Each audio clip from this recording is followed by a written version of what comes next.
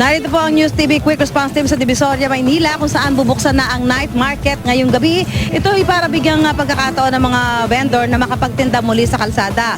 Pinaalis kasi sila sa kalsada at pinapwesto sa mga bangketa sa umaga para mapapaluwag ang daloy ng trapiko. At kung makikita nga ho ninyo, marami lamang tao ngayong araw na ito dito, no? Dahil nga po magsisimula ho ngayon ang night market. Pero kung makikita nyo po ito, kung wala ang mga tao na yan, maluwag ho yung kalsada mula ho dito sa kahabaan ito ng Recto.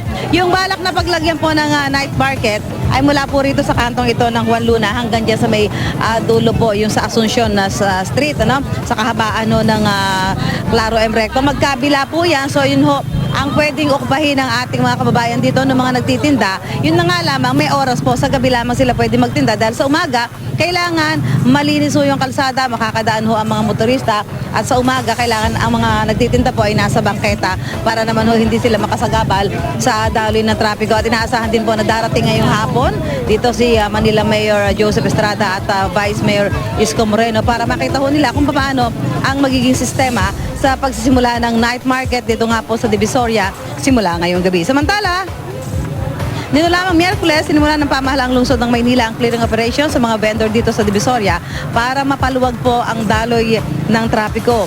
Sa pakikipagpulong noon ni Manila Mayor Joseph Estrada sa mga vendor, napagkasundo ang simula ngayong Biyernes ay sisimulan ng night shift market sa kanto ng Juan Luna hanggang Asuncion.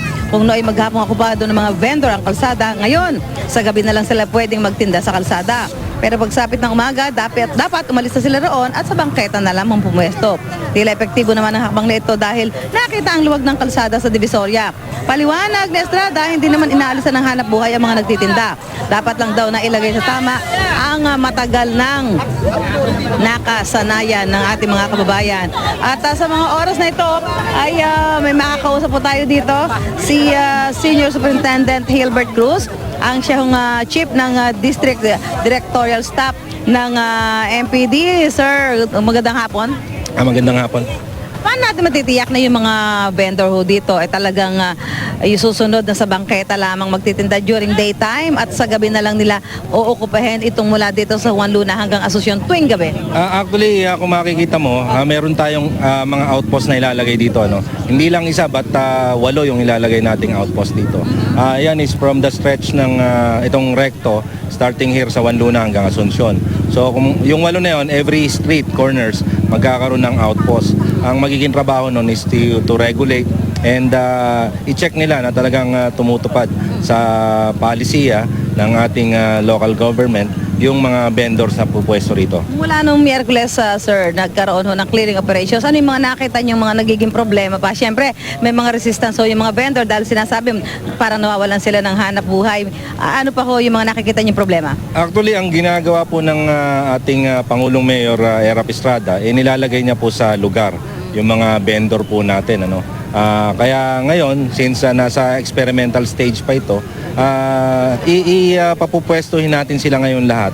Alamin natin kung ano yung dapat. Ano? And siguro, on the later part, lagyan na ito nung parang kung saan dapat ilagay yung dry market, kung saan dapat lagay yung mga damit, yung mga wet market. Sa ngayon, papupwestuhin muna natin sila, bibilangin kung ilan sila, tapos tsaka natin hahati-hatiin. Kasi sinasabi nila para hindi daw sapat yung bangketa para doon sa mga na-displaced na tendera during daytime. Paano ho natin inaanuhan yan, ginagawa ng solusyon yan? Hindi lang naman kasi itong Recto ang tinitingnan natin. May mga ibang lugar tayong tinitingnan para ma-accommodate nga natin lahat nung mga nagrereklamo at yung lahat ng nagsasabi na nawalan sila ng pwesto. So, ginagawan naman ng paraan ng ating mahal na Mayor Estrada itong mga problema na ibinigay ng ating mga vendor dito sa Divisoria. Para malinaw lang po, sir, itong night market ba na magsisimula tonight, mula Lunes hanggang Linggo talaga, na gano'n, no?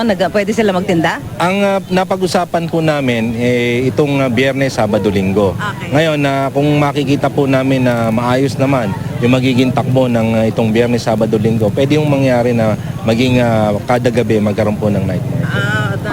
Yung 7 gabi. Opo.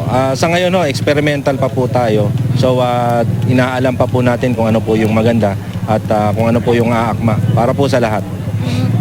So, ngayon na, makakapagpwesto na sila. Anong oras po yung night market? Actually, it starts at 6. Ngayon inaayos, may mga konting inaayos pa lang po tayo. Kung mapapansin nyo, may mga ilaw na po tayong nilagay. At yung outpost po na collapsible outpost na provide naman po ng Manila Police District under po ng ating butihing district director si Chief Superintendent Sagani Hinabe. Naglagay po kami ng mga outpost. So ilalagay din po yan ngayon. So makakatulong talaga yung pulis para matiyak na Oo. yung mga vendor ay susunod. Tama po yun. Marami po kasing dadagsa po ang tao rito eh. At alam po naman natin na pag maraming tao, maraming krimen ho na pwedeng mangyari. Okay, maraming salamat po. Si Senior Superintendent Hilbert Cruz, ang chief po ng District Directorial Staff ng MPD. Ngayon, makakausap naman natin na isa sa mga nagtitinda po dito sa Divisoria. Ano ang masasabi niyo? Mukhang itong si Mayor, sabi nga, inilalagay lang naman niya sa tama at itong kalsada magamit ho ng mga motorista. Kami naman po, problema po namin sa bangketa po. Kasi po, pinayagan po kami ni Mayor Erap na makapagtinda sa bangketa. Kami po sa KP Tower, ayaw po kami payagan ng administrasyon ng KP Tower, bawal daw po sa bangketa. Okay. Kasi sila raw po ang may karapatan. Kami raw po, wala kaming karapatan na magtinda sa bangketa. Kami po naman po, ang hinangad lang po namin makapaghanap buhay.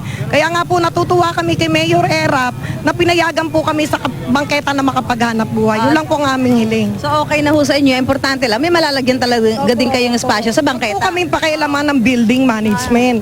Yun ang gagawing night market, ito makakatulong din ba sa inyo? Opo, malaki pong tulong din sa amin yun. So ito ho bang ganitong mga concern na sinasabi ho ninyo ay naparating nyo na sa tanggapan ni Mayor Estrada? Opo. Sinabi na po namin ang aming suliranin sa City Hall po. So antabayanan na lang natin kung ano magiging tugon dahil sabi naman ho mukhang tinitingnan naman ho kung paano matitiyak na malalagay sa tamang pwesto yung lahat na nagtitinda. Opo. Salamat po, Mayor. Sana po pakinggan niyo po kami sa bangketa kasi po yung mga building po nakikialam po sa amin dahil wala raw po pakialam si Mayor Erap sa bangketa. Pag-aari daw po nila ang building. Wala raw pong karapatan sila sa sidewalk po. Yun po lang po. Miss Nori Umali, salamat po. Yan po isa sa mga tindera po dito po sa Divisoria